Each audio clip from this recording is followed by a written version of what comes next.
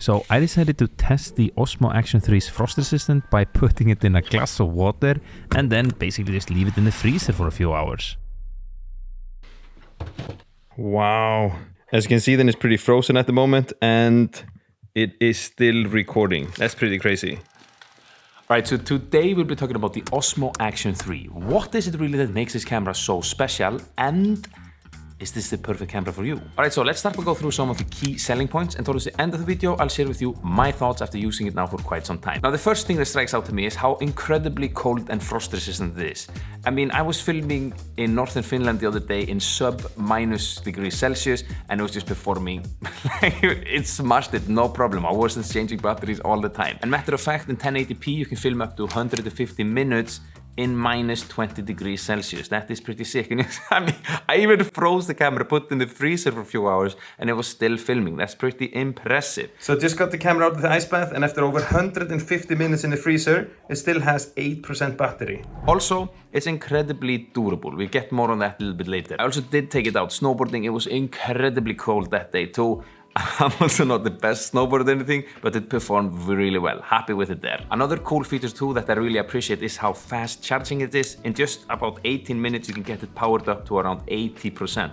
That is fast, you know? You can also get 4K up to 120 frames per second, and you have a super wide 155-degree field of view, which is honestly sick. I love how wide it is, and correct me if I'm wrong, but I think this is the widest field of view you can get on an action camera, except, you know, the 360 cameras. You can also get 4K HDR and 10-bit color depth. That's pretty cool in my opinion, simply because it allows your video to retain more highlight and shadow details in high contrast environment. So I'm coming at you here with a little voiceover. This is 4K 120 frames per second footage, and it's fairly decent. Here you can also see a comparison between the different stabilization options. The Rocksteady Plus that you can see in the middle, it came in the last update. It really makes the footage super stable, but they're all nice in my opinion. And then if you go down to 1080p, you can get this Horizon Steady, which ain't bad at all.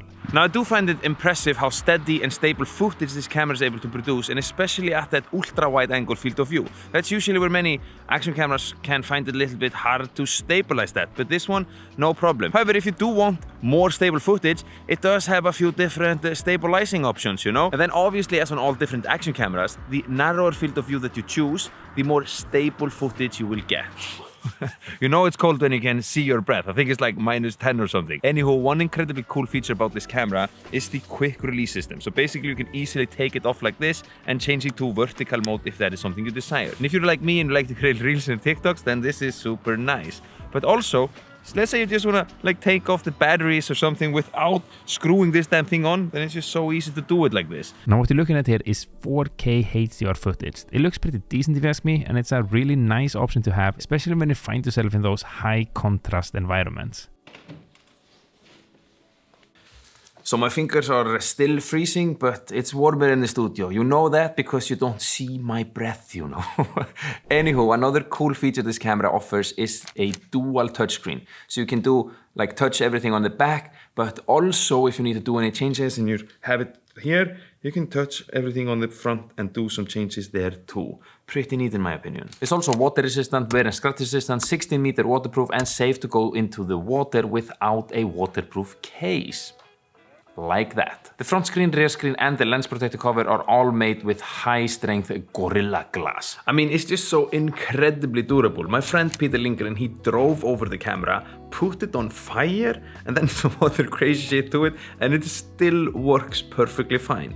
That is absolutely nuts, in my opinion. Right, so what is my opinion of this camera? Do I recommend it, and is this something that you should consider to buy? Well, for me, then I've been pleasantly surprised by this camera. The fact that it's so cold resistant from Iceland and often in the cold is like really nice. It's also durable to like the complete next level, as you saw I showed you before, where my friend was driving over the car and putting it on fire and everything. No problem, you can throw at it the whole of the things and it still works. It just makes you feel so at ease that whatever you're gonna throw at the camera, or you're gonna drop it or whatnot, you know that you're not gonna, you know, smash it or fuck it up in any way, you know? Also, be able to have this really wide field of view is something that I appreciate a whole lot. I do a lot of POV videos, and the more you can see, the more pleasant the video will become.